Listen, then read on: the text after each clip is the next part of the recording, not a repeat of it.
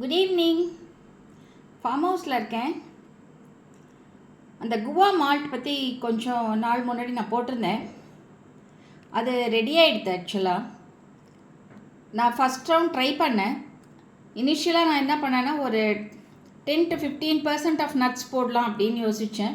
Considering the cost perspective. அதுதான். ஏன்னா வந்து it should reach all people. அதுதான் என்னோடய இன்டென்ஷனாக இருந்தது. பட் இப்போ வந்து பார்த்தீங்கன்னா அது 10% போட்டால் கொஞ்சம் பரவாயில்லையாக தான் இருக்குது. அவ்வளோ நன்னா ஆஹா அப்படின்னு சொல்கிற மாதிரி இல்லை.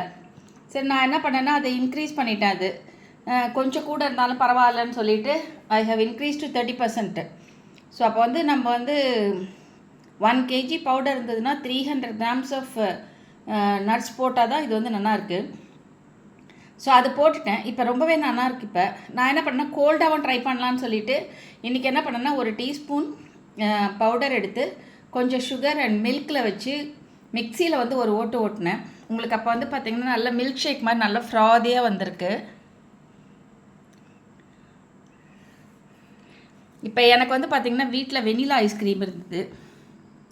So I thought like okay, இந்த மில்க் ஷேக் வித் ஐஸ்கிரீம் சாப்பிட்லாம் அப்படின்னு சொல்லிட்டு எடுத்து வச்சுருக்கேன்.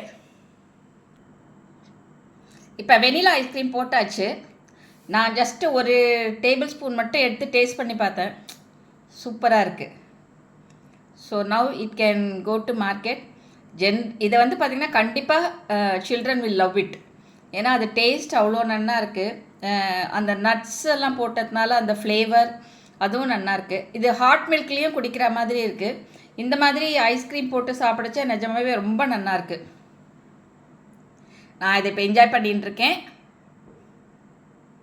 Soon it will hit your homes. Thank you.